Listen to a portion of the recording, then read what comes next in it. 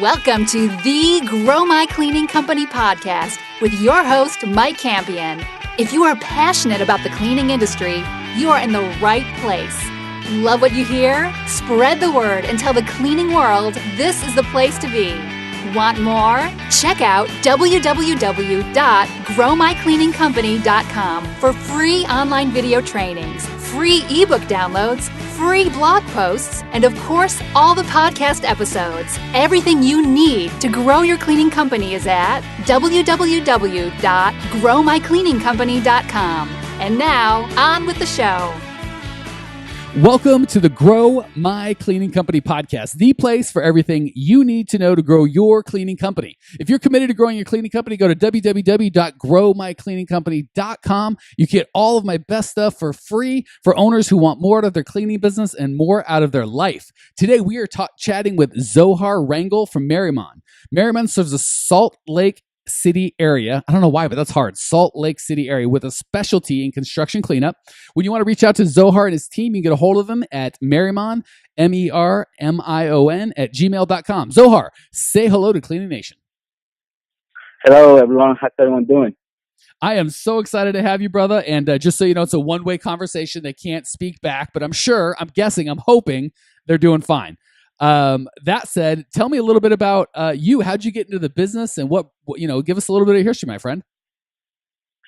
So a little bit of my background was that this business has been open. It's been in business for almost 3 years. And my brother-in-law actually started this business, but about 3 months ago, we made a deal and I'm taking over. So that's a little bit of where I come from. And Merimon, like Mike said, is a post-construction cleaning company that focuses on leaving the houses clean and ready for the new owners. Okay, so in the intro, we said that you focus on construction cleanup for residential, like move in, move out type stuff. Correct. Yeah, that's right, Mike. Okay, perfect. So when you bought it, does your company have any employees, or you kind of just buy the accounts that you do yourself?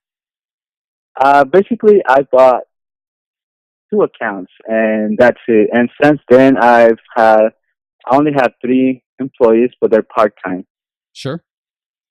So are you to the point where you're able to just do the management of the company, or are you having to do part-time managing and growing and part-time cleaning yourself? I definitely had to do part-time cleaning myself, and I would really like it to get to the point where I can only focus on management and marketing and growing this business. You are wise beyond your years, my friend. That's a great position to take, and that's what I coach a lot of my people to do. Is we got to transition as soon as possible out of kind of anytime you're cleaning a toilet or taking out trash or vacuuming or doing whatever you're doing, nobody is running the company. So that's awesome. I'm glad that you've got that vision. I'm glad that you've got some employees to help you already. That's cool. So I'm excited to help you walk through this journey. So I'm sure you get asked this 100 times and you're probably bored of answering it, but I can't leave my listeners out in the cold. Where on God's green earth did you get the coolest name ever? And how did you become Zohar? Are you like a superhero or what? I wish, Mike, but that name, my mother just came up with it, and she named me Zohar. And since then, I've been okay with it. Nothing wrong with that, except that it's hard for people to pronounce at first because they haven't heard it a lot. But once I get it right, and everyone's happy. See, to me, that's way too much pressure. Like when I'm coming and someone's expecting me to Mike, who knows? I could be anything, good, bad, or different, whatever. It's fine. But if my name was Zohar, I'd feel like people would expect kind of a lot. Like you don't just go around with a name like Zohar and not be a pretty solid dude. Is that just me? Am I putting too much pressure on you? Yeah. Sorry, no, man. that's really correct. I just called it like I see it. All right, cool. Well, enough busting your chops over your name. Thank you for being a guest. Let's talk about how we can help you grow your company today, brother. So, Mike, like I said, I'm just starting up, and I would like to know what steps should a person in my case should take or can take in order to have a solid foundation as they're starting into this industry. What are some things that I should do, and what are some other things that I shouldn't focus on so much that aren't really important that could take away from me? Perfect. I'd love that question because I know a lot of Cleaning Nation out there is in that kind of 0 to 5 employees situation. And there's a lot of how do I take this thing to the next level? So I'm excited about that. And I love the one piece of your question that you asked that very few do is, yeah, sure, tell me what to do. That's always helpful. But equally important, and sometimes more important, tell me what not to do. So many times people get caught up in nonsense and they just spin their wheels and they don't know where they're not growing. So let's dive in. I'm excited to talk to you. So the first thing I'm going to tell you, and everybody out there listening, is you've got to actually do this, right? Because a lot of times I give people this feedback and they kind of get this, I've heard that before, I know that makes sense. But then I say, okay, great. We'll talk about let's show me all the stuff that you've done in this area. Since you already know about this, let's see some, tell me what you've done. Oh, I haven't done any of it. So it's very similar to you go to the gym or you go to the trainer, or you buy the latest book on, how to lose weight and all that nonsense. And they say, well, move more and eat less or eat better quality food. And you go, I know that, but you're still a fat mess, right? So it's not the knowing that does it. It's the doing. So first of all, I'm going to tell you just really solid, basic, foundational business principles that you may have heard before. Some of it I'll have a little bit of a twist on, but a lot of it's going to be common sense. So I encourage you, both Zohar and Genius or Cleaning Nation out there, don't kind of fall for the, oh, I know that, I get it, and then kind of think you're going to get skinny or grow your business just by knowing it. Because knowing it does you zero good. You've actually got to do it. Okay, so first and foremost, and honestly, I'm excited for you, Zohar, because a lot of times I work with larger companies that are really established. They've got 30, 40 employees, and it's to turn that ship just takes longer. It's harder. They've got a lot of kind of, it's almost like as a coach, you'd rather work with, if you're a golf coach, you'd rather work with a guy that's never played golf, so he doesn't have any bad habits, than a guy that's played for 10 years and you're trying to fix this thing. So you have no bad habits, dude. We can just jump right in and start rocking your world. So that said, thing one, pick a niche. That is so customer, sorry, getting ahead of myself. So important. And nobody wants to do it, especially the new people. They figure, well, the more people I can access, I need all these customers. And if I do residential and commercial and construction cleanup and carpets and floors, these are all opportunities. And the more I do, the more opportunities I'll have to grow. And they find themselves just dabbling in all of those things. Or, oh my gosh, one customer wanted windows, so I did that. And then another customer wanted me to clean his vents or his ducts, so I did that. And then there's a design, and they're never any damn good at any of it, right? So the first and foremost thing, pick a niche. And you're going to pick that two ways. One, the type of work that you do, right? And construction cleanup, nothing against it, but generally, just so you know, I don't generally coach my clients to build businesses on construction cleanup. I use that as ancillary business if it makes sense and if there's some synergy on top of their main business, which would be like janitorial or residential. Go ahead. Okay, yeah, that's one thing that I wanted to. I'm not sure if post construction cleaning might be the right industry for me, or if I should focus in going into commercial cleaning. I don't know. What do you think it should be? What's better? What? Yeah, and let me preface by it's not like I'm going to, give you the right, like God whispered in my ear the right answer and I'm going to share it with you. This is just this part's my opinion. There's money to be made in lots of different phases of the cleaning business. But having owned a car dealership and a construction company and a cleaning business, a Service Master franchise, and a couple of things in between, my druthers or what I prefer in any business I attempt or go into is I really like recurring revenue. I really like, and commercial cleaning is awesome, right? Because if you sell a guy for $1,000 or a contract for $1,000 a month, you know that's coming in. You don't have to go sell that again next month or the month after. And it's not like next month it's going to be $2,000 and the month after that $300. And it's just that wreaks havoc with cash flow. So anytime in any business, cleaning or otherwise, I can get a recurring revenue where I know, hey, my expenses are $50,000 every month, but I've got $58,000 of contracts already. Maybe I lose a couple, maybe I gain a couple, but I'm not, like a car dealership, every month we started with zero. I'd have a huge overhead to open the doors every day. But sometimes you don't break even and sell enough cars or make enough profit till the 20th or sometimes the 30th, right? Or sometimes you never make it. You lose money. Yeah. So I really like recurring revenue. And I think commercial cleaning is a good example of that. Residential cleaning's good. It's just smaller. In construction cleanup, you still have, customers that do that, but it's up and down, right? It's not like they give you exactly 17 houses a month, right? Yeah, that sounds correct, Mike. Okay. So again, not the right answer, wrong answer, just my experience of being in a lot of business, what I prefer. And not that you can't make money in construction cleanup. I'm just lazy. Let's go the easiest way to get me from where I'm at to where I want to be. And recurring income is that. So you're going to pick a niche twice. Once, really, first and foremost, you're going to pick your customer. That's so key. And here's the secret that nobody does. And some people say they get it, but then they go act totally differently. That's why I'm hammering that you got to do this. So this is such a simple formula. You can write it down. If you just do it, you'll be ahead of 90% of other businesses out there, even larger businesses than where you're at. Pick your customer, know your customer, know their pain, know their passion, know what gets them excited, know what they're afraid of, know what's important to them, know all that stuff. Here comes the magic, and it's so simple, people miss it. Ask them what they want and do that.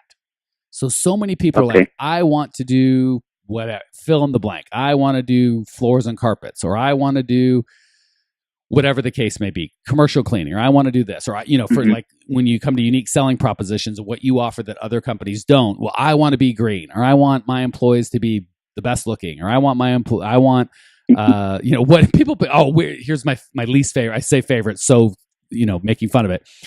We clean better than anybody else. Well, find out what your customer wants. And if they want you to truly clean better than everybody else, and just trust me, they'll all say that. When you say to your customer, what do you want? They'll be like, I want the most cleaning, the best cleaning for the cheapest price. But you want to change that conversation and get into why is that important? How does it affect you? So we'll take construction cleanup, right? Are you dealing with home builders or people that rent homes? It's mostly the ideal customer are home builders, contractors. So when you talk to home builders and I just want to tell you this so you don't do it and go, I tried it and it didn't work. When you talk to home builders, you go, what do you want? They go, well, I just want you to clean it so that my new customer's happy and I want it as cheap as possible. Right? They're all going to say that. Right. So people get out there and they start saying, well, I'm going to be as cheap as possible and clean, clean better than anybody else. But that's not really what they want. You got to have a better conversation with that guy or gal and say, that makes a lot of sense. A lot of my customers want that. Tell me about that. Why is it important for it to be cheap? How does that come into your budget? And then find out, do they really care about money? Maybe they're like, you know what? I just sold this house for $300,000. It's really more important for me, for this customer to love me so I can get a good review on Yelp or whatever the case might be. I'm sure, I don't know if new home builders use Yelp, but I'm sure there's a community where people leave reviews. They do, we just really want them to be happy and not complain.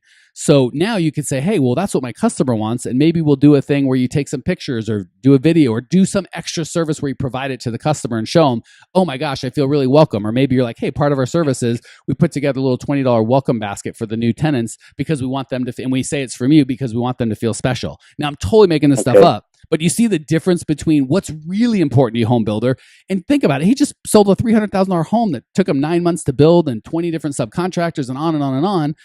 Whether you charge him $300 to do the construction cleanup or $400 really isn't his pain, right? He's got a bigger pain that his product is good and his customers are good. So do you see how that conversation is very different than just give me the cheapest price and do the best cleaning?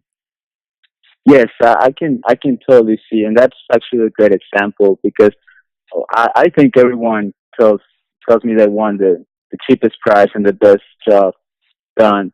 But what I have ambition for my company is bringing the biggest. We want to be valuable to our customers, meaning that as soon as they hire us for cleaning, their company becomes that much better just because they have an awesome cleaning company to do the job at the end.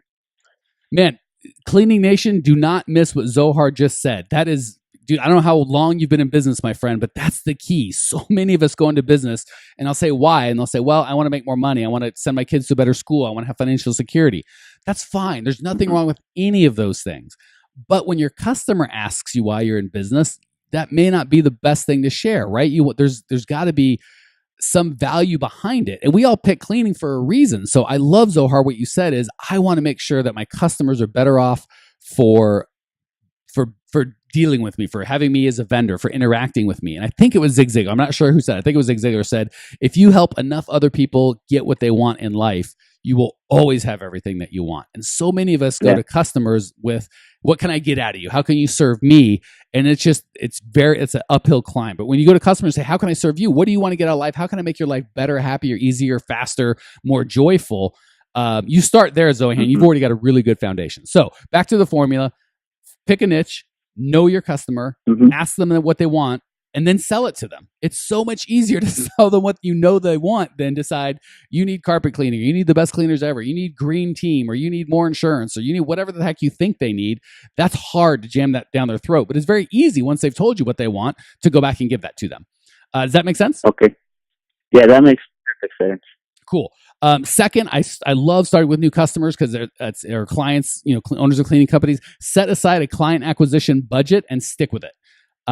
If you're just starting out and you're kind of in a hybrid because your company's been around for 3 years, but you just got there, so you're a bit of a hybrid. But ideally, you've got, I don't want to say a pile of money, but some money set aside to test and find your client acquisition strategies, because that's really your customer list and your systems in place, especially systems around acquiring customers, are really the core of the value of your company. So you're going to want to invest in that early. So if you've got a budget of a couple $1,000, $5,000 or $10,000, some money that you can say that's earmarked to create these systems, because they're more expensive at the beginning, right? When you first are trying, you don't know what you're doing, so it's more expensive than all work. So ideally you have that. And if not, at the bare minimum, you set aside a fixed percentage of your income every month for client acquisition. And I don't care, and I don't think this is you, Zohar, but Cleaning Nation, if you've got one client for $600 a month, then by golly, now is your chance to put aside $60 a month for client acquisition, and make sure you spend that money make sure you spend it. So that forces you. And again, if you're doing $10,000 a month, then it's $1,000 a month set aside for client acquisition. If it's $100,000 a month, it's $10,000 set aside from client acquisition. And that forces you to think about how strategically how you're going to acquire customers, because you've got this budget you need to spend on it. So first, know your customer, ask them what they want and sell it to them. Second, set aside a client acquisition budget right from the beginning. I like 10% of your total sales, but you can make it higher or lower depending on what you want. Third, and you're halfway there being on this call, Zohan, is finding a mentor that has done it. You definitely want to find someone that's living, and this works just like we talked about earlier with health. If you're fat and you want to be skinny, don't hire a fat trainer. Hire a trainer that looks and feels the way you want to feel.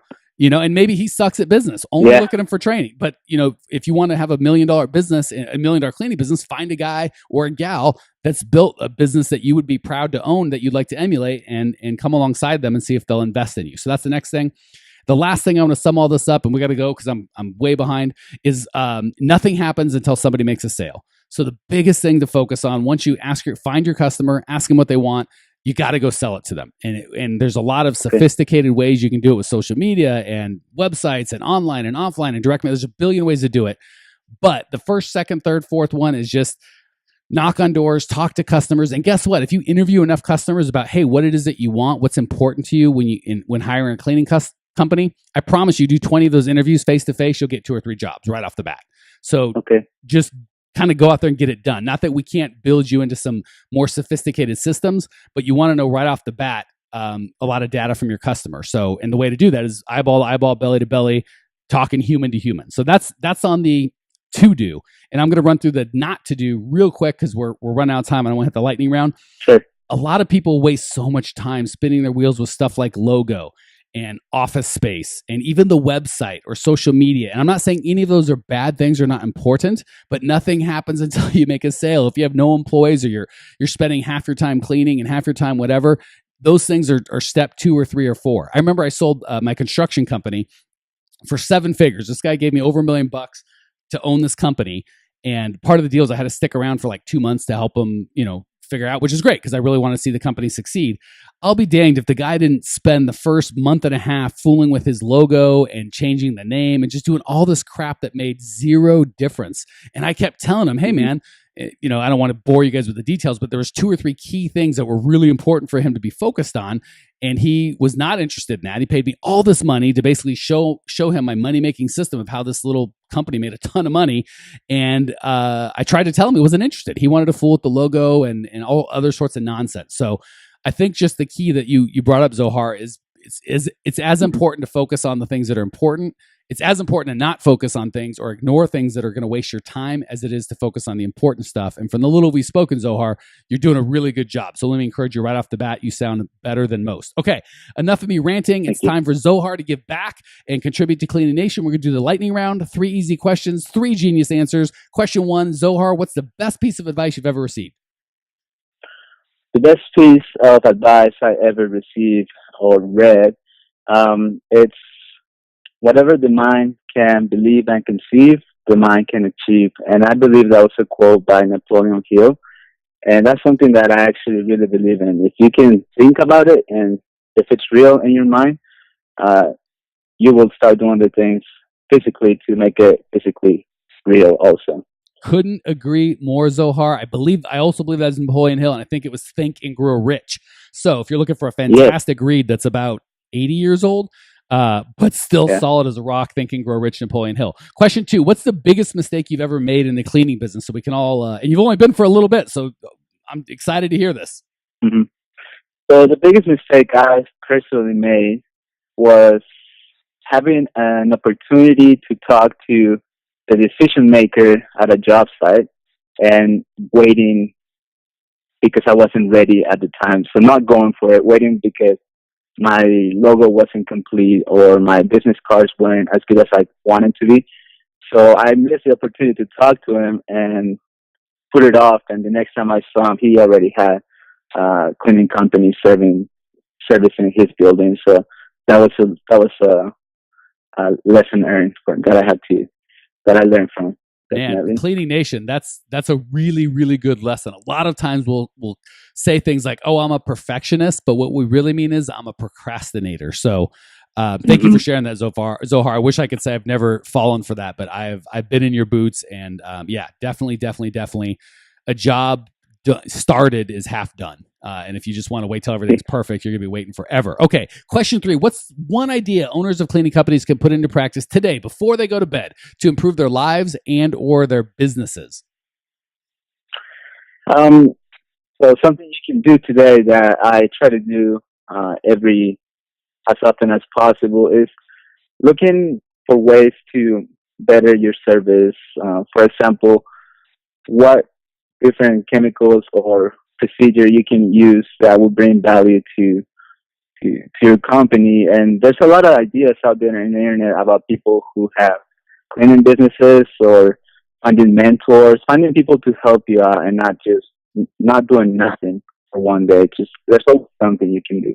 Man, I could not agree more. Zohar, thank you so much for joining us. You've absolutely lived up to your name. Thank you for sharing your passion, your desire to grow. Thank you. I appreciate you. I know Cleaning Nation appreciates you. If you want to check out Zohar's show notes page and discover everything you need to know to grow your cleaning company, like I said, all my best free stuff is at www.growmycleaningcompany.com. You can leave your questions, your comments, your rude remarks. I'll respond to every one of them, and I'll see you there. Congratulations! You are now 16% smarter.